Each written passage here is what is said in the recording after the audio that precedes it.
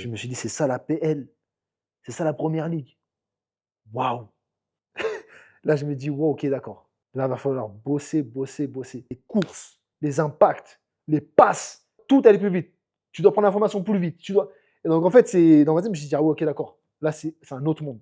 C'est un autre monde. Il y a le monde pro et il y a la Il y PL. a la première ligue, frère». Salut à tous, j'espère que vous allez bien. J'espère que la partie 1 avec mon petit frère vous a plu. Si c'est le cas, n'hésitez pas à liker, partager, commenter et vous abonner. Et je vous laisse avec la partie 2. Ibra, re, Ouais, on est reparti. c'est ça. Partie 2. Ouais, j'espère que tu as kiffé la partie 1. Ah grave. Comme on disait, ça fait bizarre de se replonger dans les souvenirs. Mmh, Surtout qu'une carrière, tu regardes toujours de c'est l'avant. ça. Là, tu as un peu regardé dans ton rétro. Ouais. Mais continuons de l'avant un petit peu. Mmh. On est resté sur la signature du contrat pro. Ouais. Comme tu disais, c'est un aboutissement, c'est un peu comme un diplôme. Mmh. Mais quand tu as ton diplôme, ça ne veut pas dire que tu es sur le marché du travail. C'est ça, Ça ne veut pas dire que tu es un professionnel effectif. c'est Tu ça. vois? Et comment ça s'est passé les débuts avec ce contrat pro d'abord? Et comment tu as réussi à jouer en pro, à être pro? Donne-nous un petit peu le parcours. J'ai fait une analyse dans ma tête et je savais, comme tu as dit, que c'est bien d'être pro, c'est bien d'avoir le contrat pro, mais tu es pas forcément reconnu comme professionnel et je me suis dit: «Comment je peux le plus vite possible être professionnel?» réellement, tu vois? Et en fait, quand j'observais les générations passées, je me suis dit: «Mais attends, la plupart, ils sont restés au centre de formation de Monaco, ils ont fait CFA et ils sont restés en CFA. Peut-être qu'ils ont un peu gratté par-ci par-là des groupes, quelques entrées, mais au final, ils sont toujours considérés comme des joueurs du centre de formation de Monaco, des petits jeunes, Malgré le contrat pro. des petits jeunes, tu vois? Et c'était à l'époque surtout, faut se mettre dans le contexte, c'est que c'était l'arrivée des Russes à Monaco et donc des stars à Monaco. Donc du très, très gros vivier de joueurs venus d'ailleurs, avec des certains statuts et cetera, tu vois? Donc c'était encore plus dur de faire sa place dans le groupe, à l'époque, tu vois? Et donc en fait, quand j'analyse tout ça, je me dis: «Mais je peux pas faire comme les autres. Pourquoi moi ça va être différent, en fait? Pourquoi moi ils vont me considérer différemment?» tu vois? Ils l'ont fait, que ça soit avec des joueurs, voilà, que j'ai vus, des années passées et même avec mon frère. Mais là, j'ai commencé à être lucide. Là, j'ai commencé à être lucide, j'ai dit: «Ibra, là, il faut que tu sois modeste et humble et lucide dans ce que tu vas faire. Parce que chaque décision va avoir beaucoup de conséquences». Parce que pour moi, c'est ce moment-là quand tu passes de contrat pro pour passer le coche vraiment en t'installant dans le monde pro, c'est le plus dur, mais c'est aussi le plus important. Tu vois ce que je veux dire? Donc en fait, je me suis dit: «Il faut absolument que je trouve une manière de faire différemment des autres», tu vois? En tout cas, de ne pas reproduire les mêmes erreurs que les Exactement, autres. tu vois?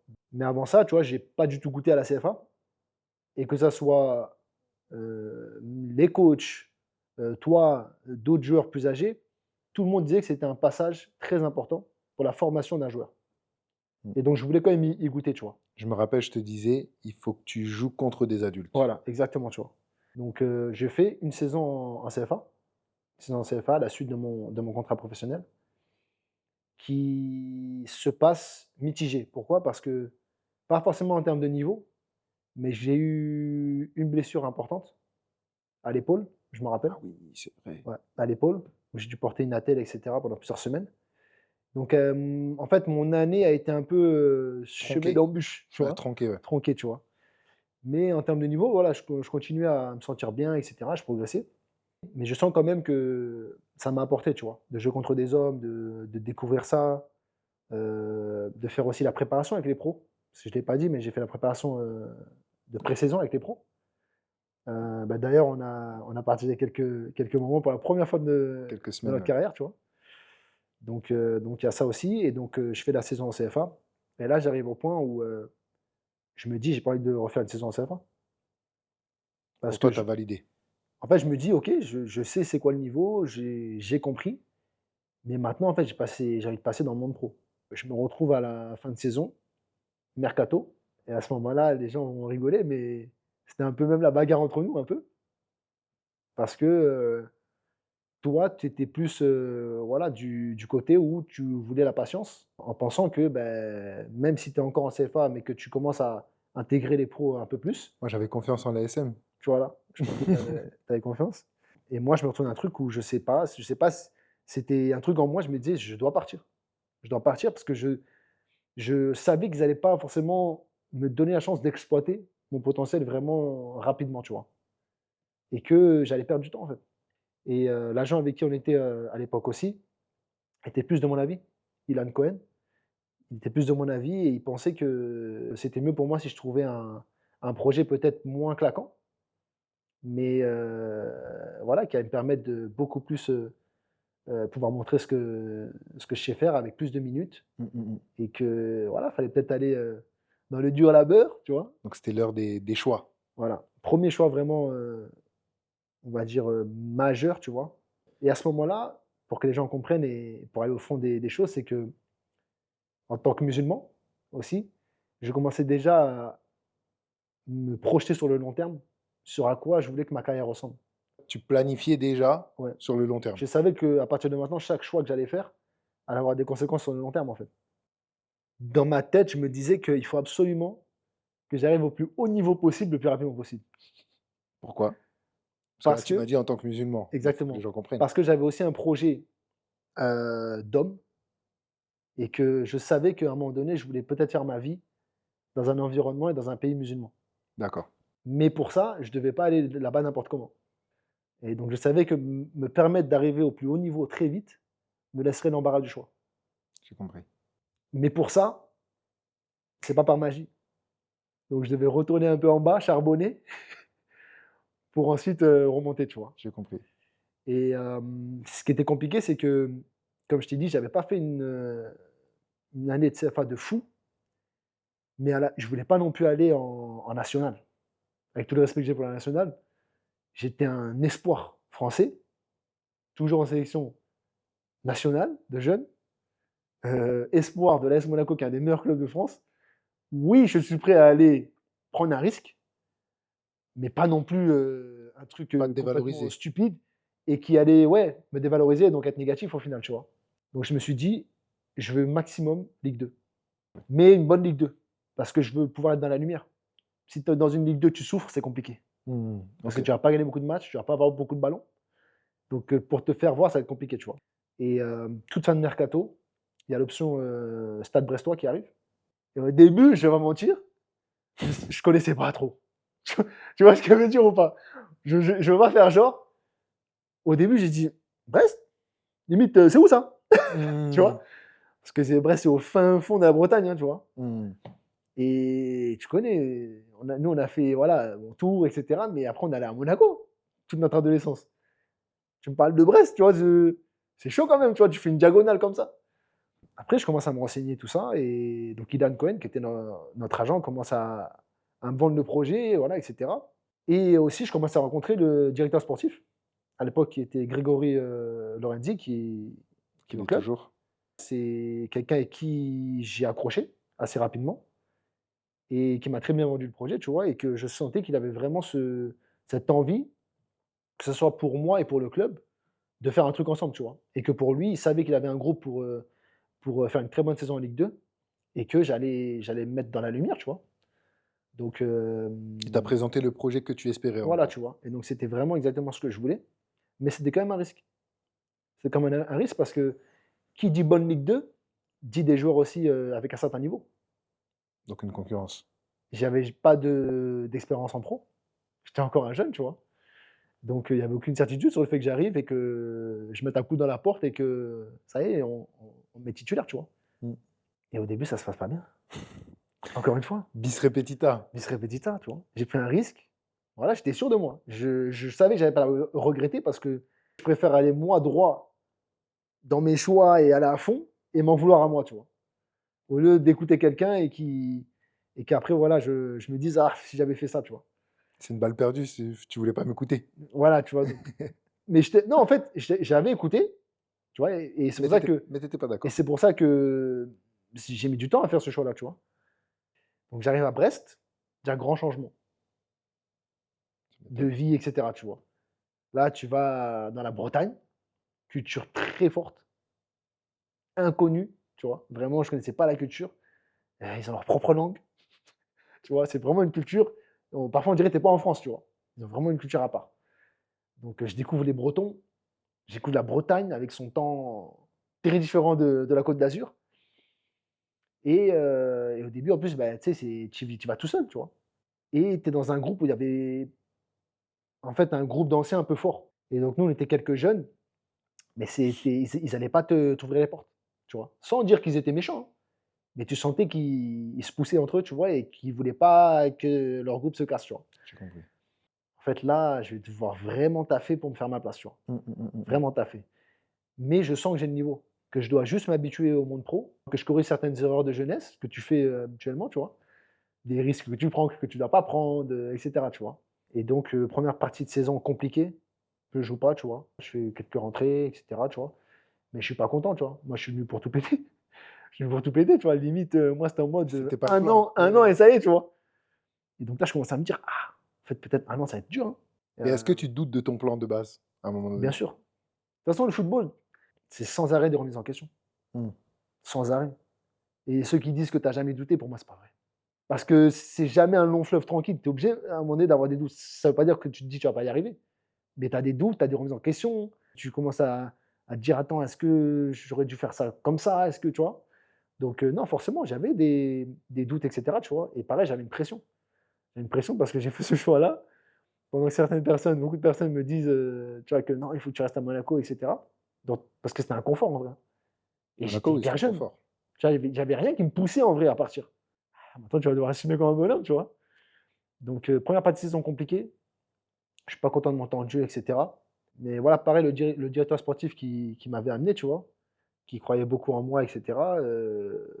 Parfois me parlait et me disait que voilà, ça va venir. Tu vois, ça va venir. Je connais quand tu es jeune. Vas-y, arrête de mentir, tu vois. Tu vois, ça, tu vois, c'est des bobards, tu vois. Donc moi, j'étais en mode, eh, vas-y, genre, j'ai pas le temps, moi. Je suis pas dans les trucs de ça va venir, patience. J'ai pas le temps. Et je me rappelle d'un doute où tu te dis peut-être qu'il faut que je Mhm, casse mon prix et que je rentre à Monaco. bien sûr. Mais tu as ce sursaut de fierté, encore une fois, Mhm. où tu restes, mais il y a le match de la dernière chance. Tu En te rappelles fait, ce truc-là? en fait, pour se mettre dans le contexte, en fait, c'est que on arrive donc, on se rapproche d'un milieu de saison, donc mercato d'hiver. Et moi, je suis un peu frustré, tu vois, même beaucoup. Parce que, comme je t'ai dit, je sens que j'ai le niveau, mais je sens on me freine, en fait. On me laisse, en fait, on me donne pas, ne serait-ce qu'une chance. On te donne pas ou on te donne plus? On m'a quand même assuré certaines choses, on allait me donner l'opportunité, que j'allais avoir un certain temps de jeu. Et je le retrouve pas, en fait, tu vois. Je me dis, ah, en fait, c'est ça le monde pro, hein. Ah ouais, en fait, c'est ça, hein. Tu vois, en mode, on peut te dire ce qu'on veut, mais ça se passe jamais comme prévu, tu vois. Mmh. Et donc, en fait, je me dis, mais est-ce que vraiment, ne serait-ce que, est-ce qu'on va me la donner, en fait, cette chance? Parce que si on me la donne pas, en fait, pourquoi rester, en fait, tu vois? Mmh. En même temps, je me dis, mais frère, t'as pas le choix, en fait. Tu rentres en Monaco en mode échec à Brest.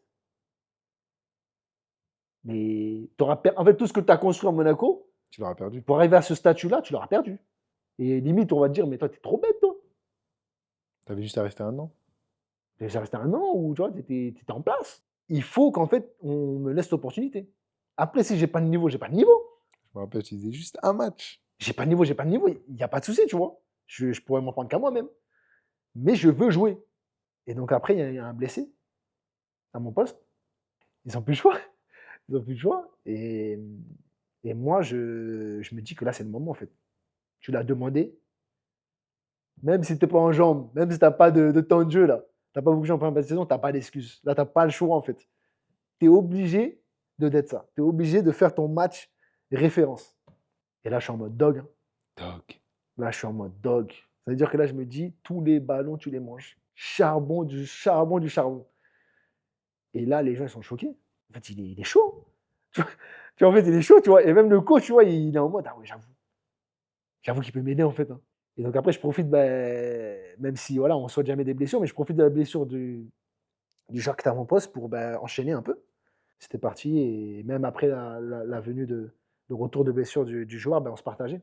Je finis très très fort la saison et ça m'a sauvé parce qu'en fait, ça finit en apothéose. Parce qu'on monte en Ligue 1. On monte en Ligue 1, donc forcément, ta valeur, elle explose. Parce que tu Exactement. es le petit jeune en fait, de l'équipe qui était parmi ben, des pros voilà, installés.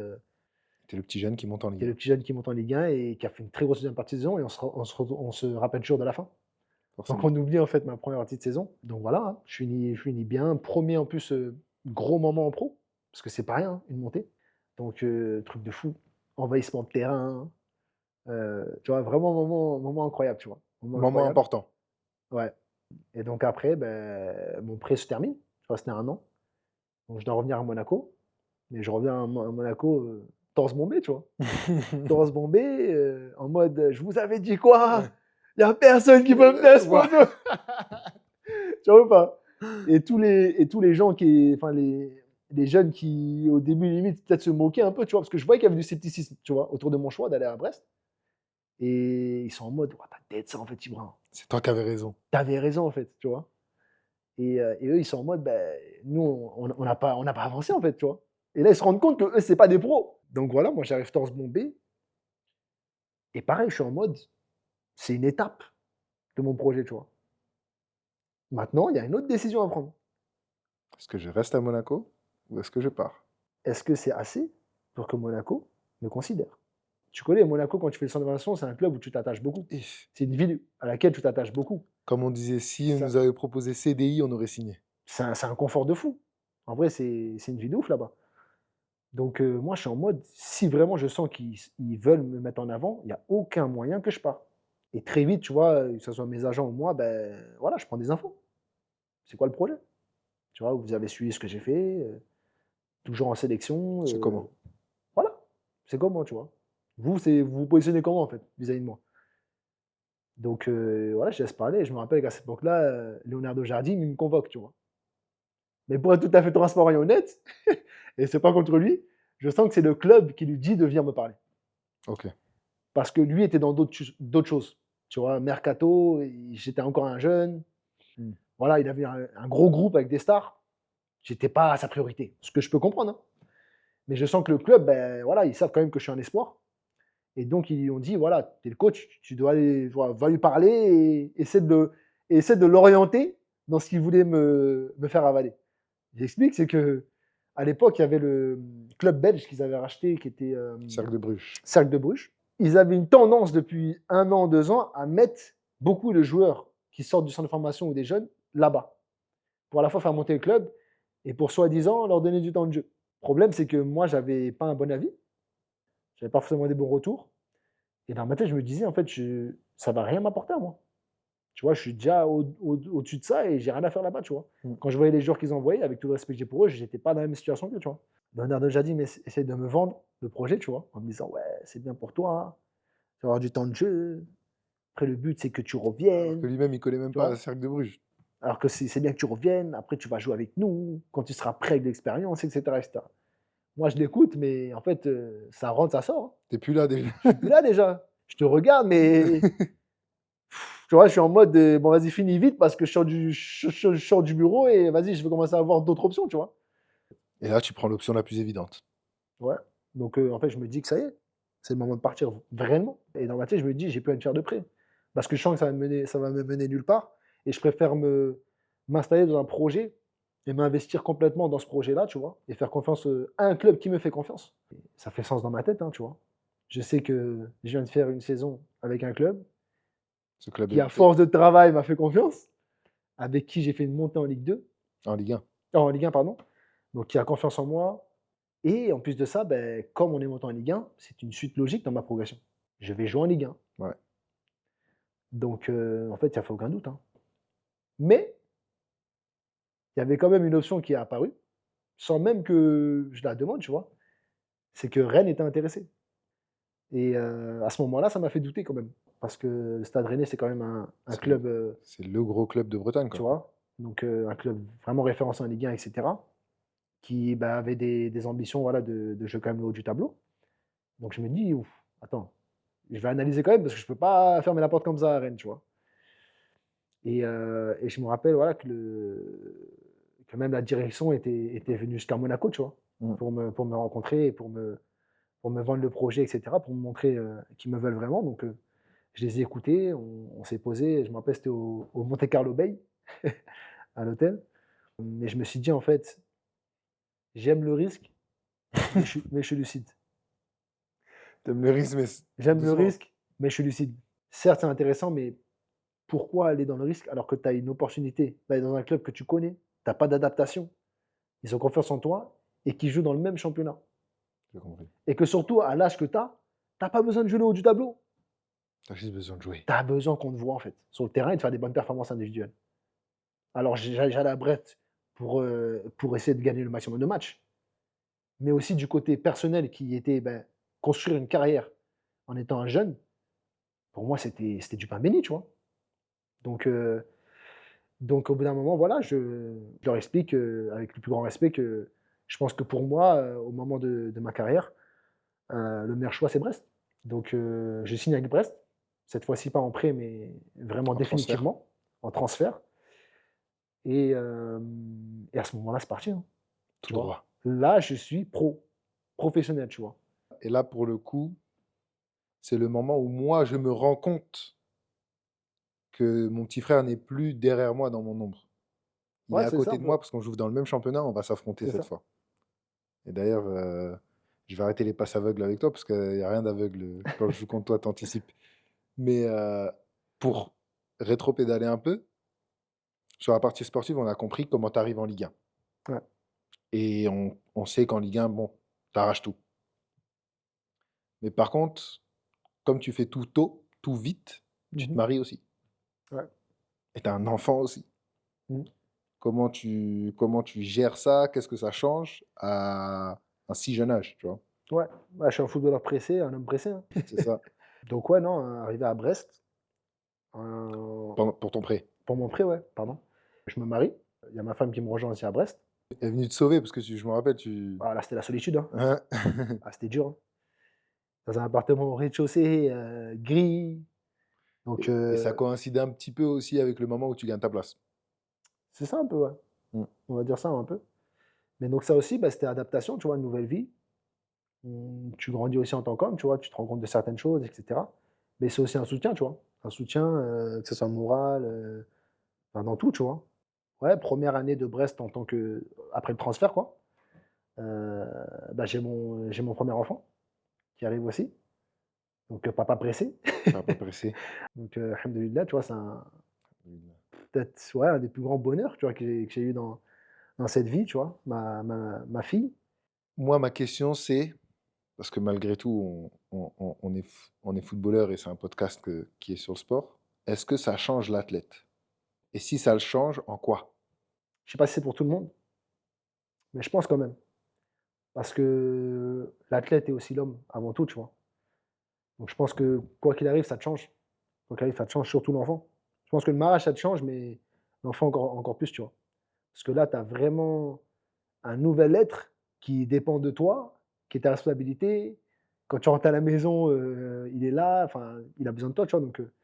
Et tu as moi, pour ma part, cette pression en plus aussi, tu vois? Parce que c'est ta responsabilité. Mais Donc t'es tu bon sais sous pression. oui, bien sûr, bien sûr. C'est une bonne pression, tu vois? Mais donc oui, ça c'est sûr que ça m'a changé. Ça a changé ma perception de beaucoup de choses et ça m'a fait évoluer encore plus dans ce que je projetais, sur le long terme. Parce que là, tu veux savoir ce que tu veux de ta vie à toi, de ce que tu veux de la vie de ta femme et de ce que tu veux de la vie de ta descendance. Donc tu reprends ton plan initial Voilà, et tu tu fais vois? des ajustements. Des ajustements et donc à ce moment-là, je me suis dit: «Je veux absolument, pareil, monter au plus haut, mais sur quelques années». Pourquoi? Parce que je veux que quand ma fille arrive à un certain âge, elle soit dans l'environnement que je veux et c'était pas l'environnement actuel. Donc je savais qu'à un moment donné, ça allait être, comment dire? Un passage court à Brest. Mais je devais aussi me le permettre. Donc faire des très bonnes performances, donc faire une grosse saison en Ligue 1 et tout péter, tu vois? Et je fais une grosse saison en Ligue 1, tu vois? Saison pleine pour le coup. Ouais, saison pleine, ça se passe très, très bien, je joue, on arrive à se maintenir, qui était le but ultime du club, tu vois? Et même moi, tu vois, je voulais pas faire partie d'une descente et en plus de ça, je suis venu dans un statut où j'étais un des plus gros salaires du club, donc j'étais un joueur important, comptant, collectivement et individuellement, tu vois? Et en fait, ce qu'il faut savoir, c'est que quand j'ai signé à Brest, j'ai eu un accord avec le directeur sportif, qui est Grégory, Lorenzi et je lui ai fait comprendre que dans ma situation à moi, j'aime Brest, j'aime le club, mais j'ai une carrière à construire et c'est pas ma finalité, Brest. Donc, si je m'engage avec Brest, je n'ai pas envie d'être bloqué. Il l'a très bien compris, c'est ce que j'ai beaucoup aussi apprécié. Et il m'a promis qu'à n'importe quel moment, que ça soit après 1 an, 2 ans, 3 ans, si je veux partir pour un autre projet, il ne me retiendra pas. Et ce projet-là arrive vite. Il n'était pas du tout obligé de le faire. Tu peux le dire et ne pas le faire, comme beaucoup d'autres directions le font. Mais il a tenu sa parole et on arrive en fin de saison. À ce moment-là, je dis à mon agent, explore le marché. Je suis même pas dans un truc de je veux partir absolument. Explore le marché. Tu vois, je veux avoir toutes les options possibles. Et fin de mercato, pareil, il y a l'option de Southampton qui arrive. Et à ce moment-là, tu sais, Première Ligue, c'est pas que c'est inatteignable, mais tu te dis, en fait, il n'y a pas plus haut. C'est le Graal. C'est le Graal. Tu vois en Première Ligue. Tu vois, quand tu as les noms de tous les clubs, tu vois.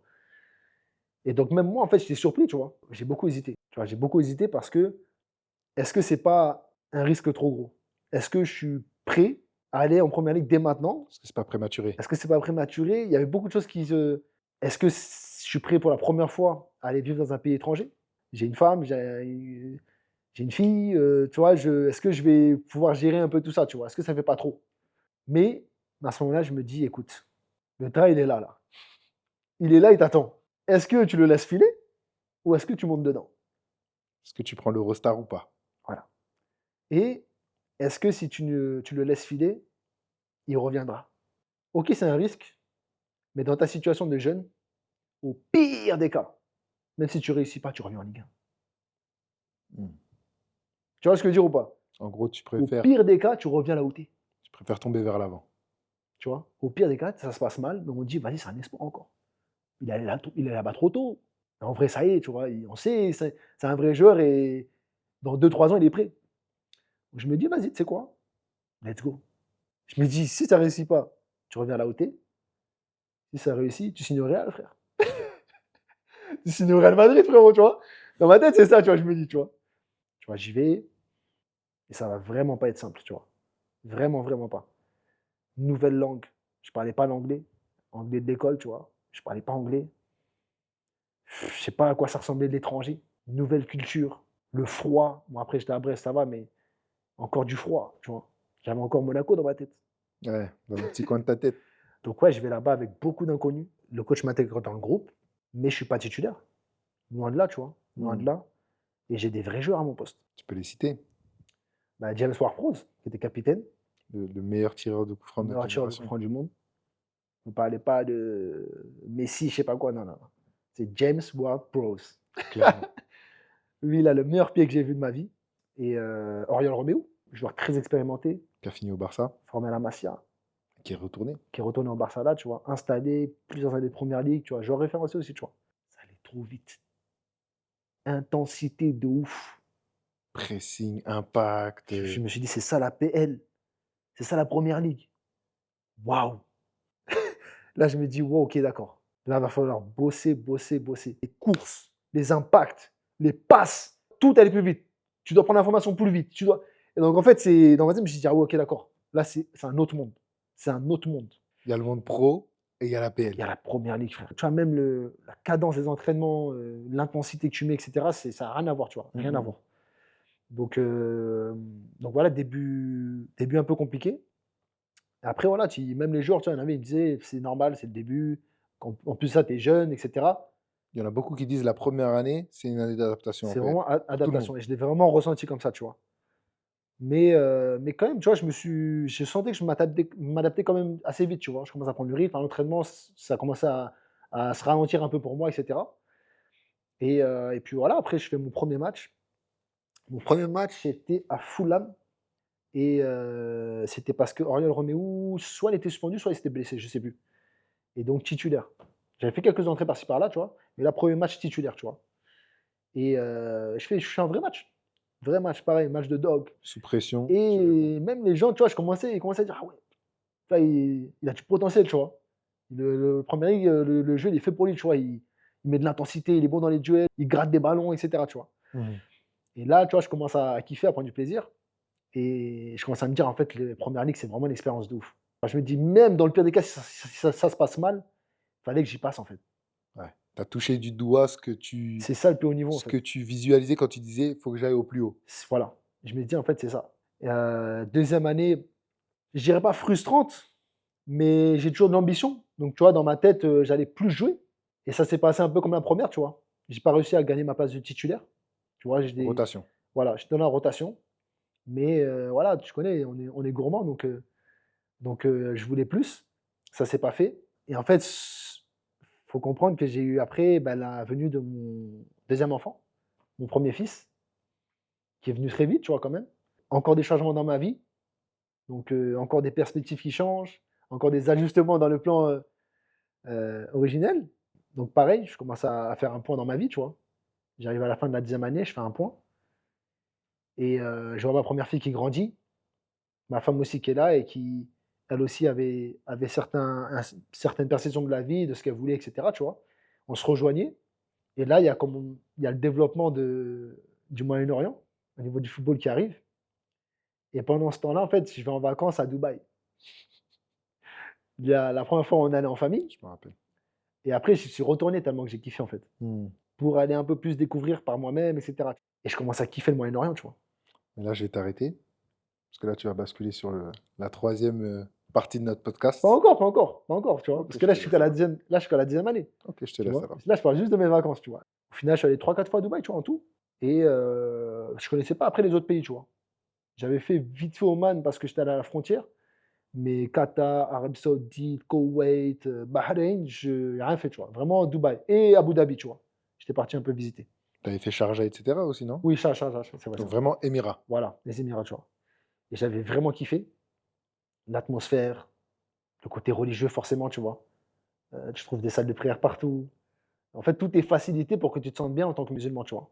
Et donc quand tu rentres en Angleterre, ça te fait un choc. Hmm. Je parle même pas de football là, tu vois? Vraiment, tu te dis: «Ah ouais, est-ce que c'est vraiment là où je me sens bien, épanoui dans ma vie d'homme?» Tu vois? Avec ma famille, parce que maintenant je suis père de famille, tu vois? Donc Comme on c'est dit, je suis un daron et donc voilà, je finis la 2e année, donc je suis dans la rotation, mais je suis pas non plus dans un truc où je suis en pleine folie, tu vois? c'est Et pas je une me explosion. et que je me dis: «Vas-y, let's go, je veux encore, je suis ni dans le mauvais, ni dans l'euphorie.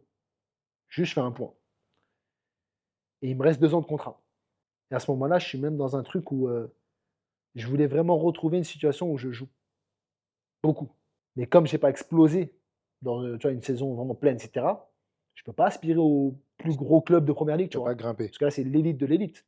Donc je peux soit rester ou soit je redescends un peu.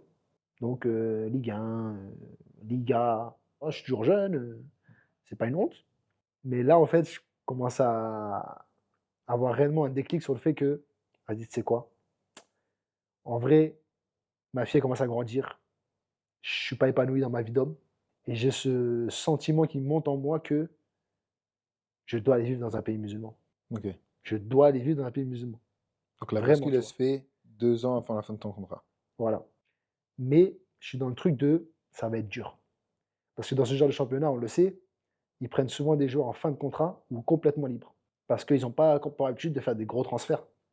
Et au moment où moi tu vois, je suis, Tu à switches. Southampton, il me reste 2 ans, je suis encore un espoir, hein. Donc ils vont pas te brader. Ils m'ont acheté un certain prix, ils vont jamais me laisser partir, Tu avais acheté combien à l'époque?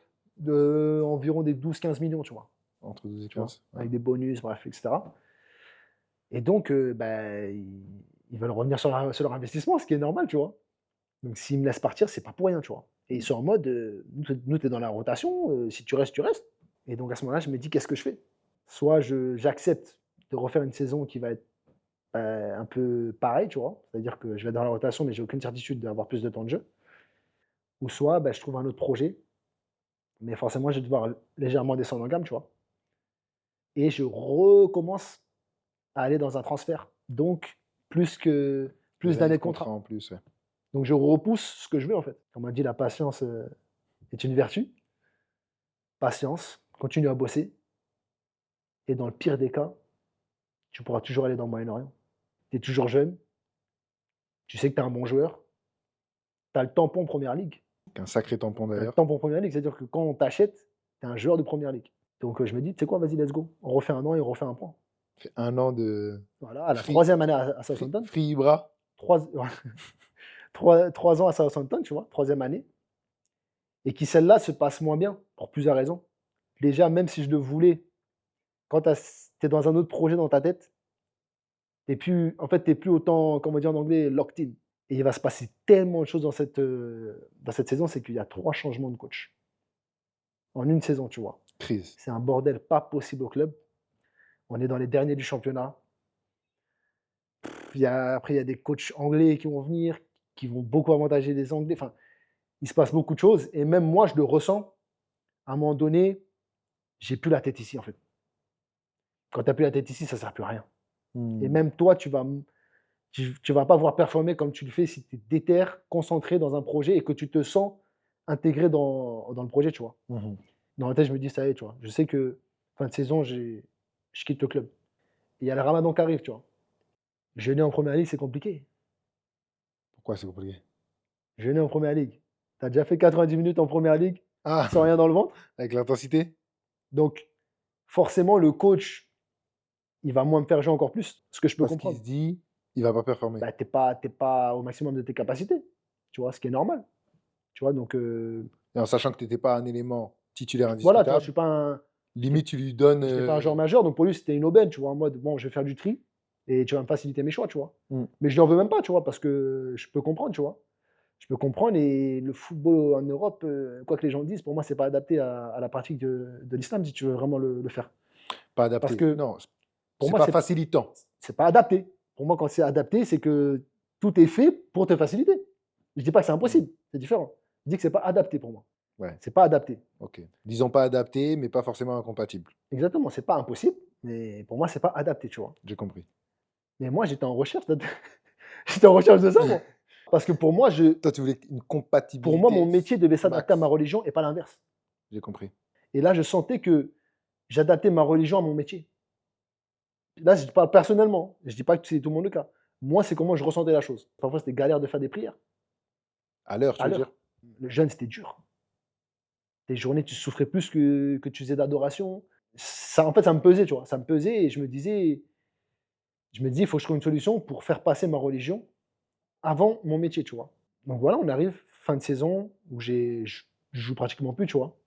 Et même moi, je suis plus, tu vois, je suis plus concentré, je commence déjà à me projeter avec mon agent et cetera et je pense que là, ça va faire l'objet de la 3e partie, C'est ça. la plus sucre, La bisque, comme la tu plus dis. sucre, mais donc voilà, après 3 saisons à Southampton, expérience de malade mental, que Donc je tu regrette regrettes que pas? je regrette pas du tout et je voudrais même pas changer quoi que ce soit parce que tu connais, dans l'islam, le destin, c'est le destin. Ça devait se passer comme ça devait se passer. J'ai eu la chance d'avoir cette opportunité, hyper jeune. Il y a des millions de jeunes qui auraient aimé pouvoir ne serait-ce que goûter à la première ligue. J'ai rencontré des joueurs de ouf, j'ai rencontré les meilleurs joueurs du monde. J'ai même fait, demi-finale, à Wembley, FA Cup, titulaire, enfin, tu vois, j'ai quand même fait des trucs de ouf. J'ai goûté au plus haut niveau.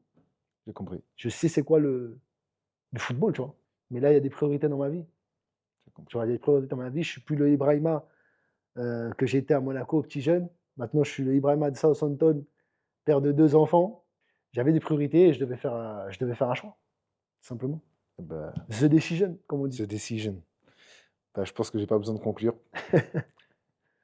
Likez, partagez, commentez, abonnez-vous et puis il y a une 3e partie qui arrive très vite.